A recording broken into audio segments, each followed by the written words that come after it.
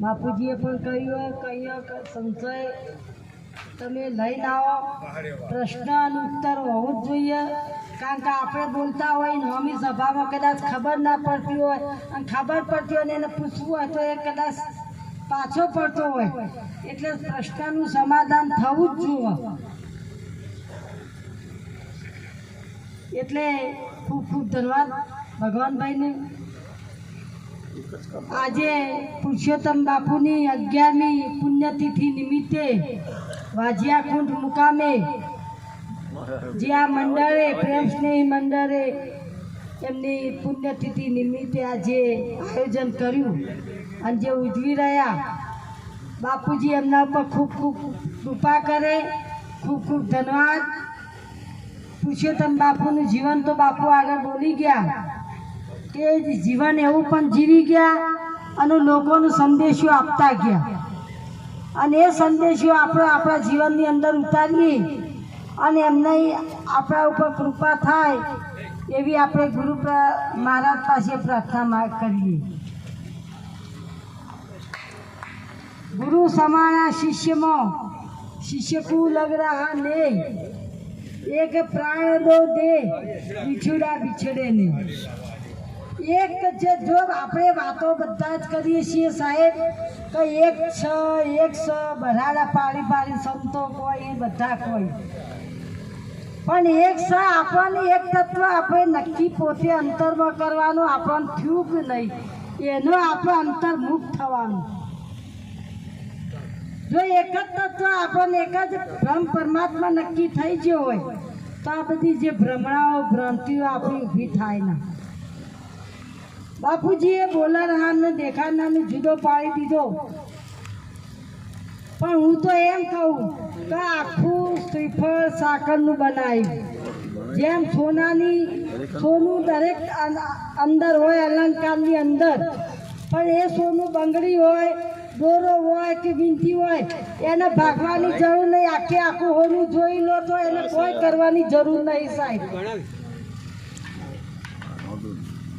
કારણ કે ઘાત વિના લાવો લેવા તો નહીં. તમને રૂપ દેખાશે તો સુધી આ નક્કી થશે નહીં. કાયાની વિસારી માયા અને જે સ્વરૂપે સમાયા, કાયાની વિસારી માયા અને જે સ્વરૂપે સમાયા. બાપુજીએ અમૃતધારાની અંદર કહ્યું અને બાપાએ આગળ વાત કરી તો સ્વધામમાં આપણને મૂક્યા અને પાછા સ્વધામમાંથી મૂકીને આપણે નેચર લાવવાનું આપણને આવ્યું કીધું કે આ સેવા સમ સદાચાર ને પ્રેમ આ ચાર આખું જગત આધી વ્યાધિથી ઉપાધિથી બળી રહ્યું તો આ ચાર કાર્ય કરીને પાછા તમે તમારા સ્વધામમાં આવજો. આ કાર્ય કરવા આપણને મૂક્યા, પણ એમાંનું આપણે પોતે પોતાનું જ તપાસવાનું, આપણે બીજાનું જોવાનું નહીં. બાપુજી કહેતા કે જગતનું જે જોઈતું છે તે કર્યા વિના રહેવાનું નહીં, પણ વાલા તમારે શું જોઈએ? જગત સંતો પોતે પોતાનું કરી છે. આ જગતનું કોઈ કલ્યાણ કરવા સંતો આવ્યા ખરા, પણ એ જગતની સામે જોયું નહીં.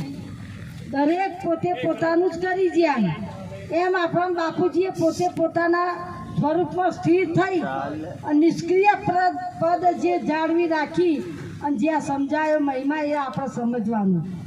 મને તો એક આનંદ થાય કે મારા જીવનમાં મેં બધું જ જોયું હતું, અનુભવ કર્યો તો, પણ જે દેશ નહોતો જોયો એવા આવા પ્રગટ ડેણપાળા પુરુષોત્તમ બાપુએ બતાવ્યો અને મને એમનો એટલો ગર્વ છે કે એવા અમનું સદગુરુ મળ્યા કે આપણું જીવન બદલાઈ ગયું.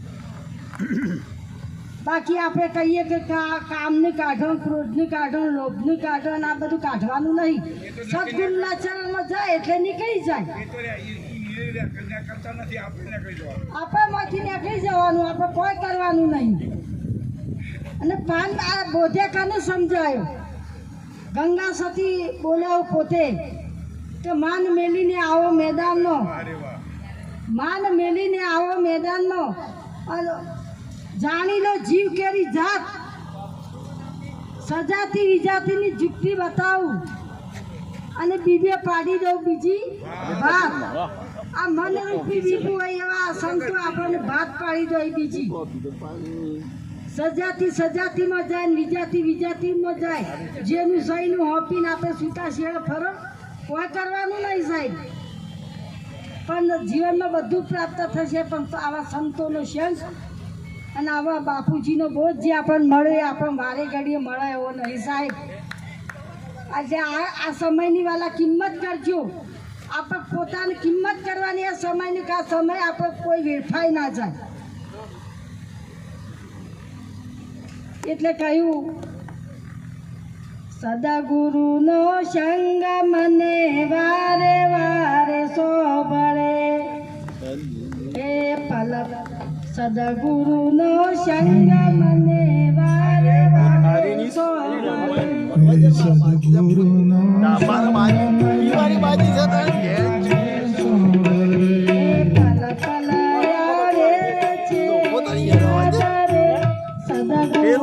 એમ કરે પછી મેં હોય ને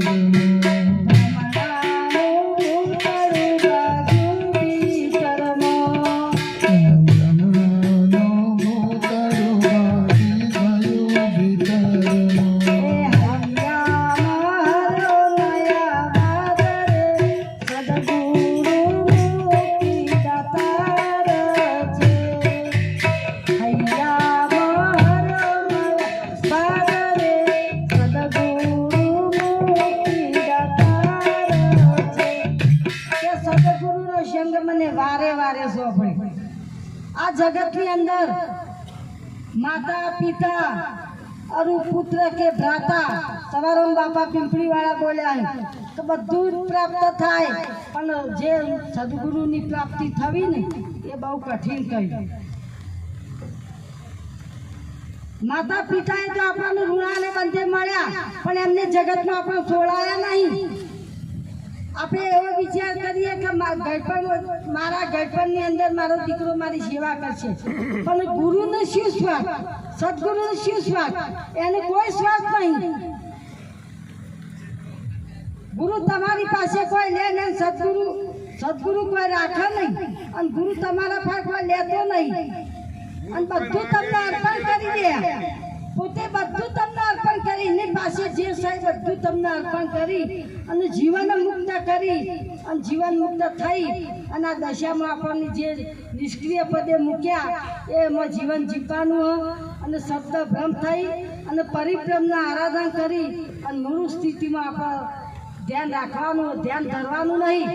ધ્યાન ધરવા વાળો તો એમના એમ કંઈ ક્યાં રહી ગયા, પણ ધ્યાન આપણે રાખવાનું. બાપુજીએ કહ્યું જે સતનામ આવ્યું એ સતનામ ઉપર આપણને ધ્યાન રાખવાનું કીધું.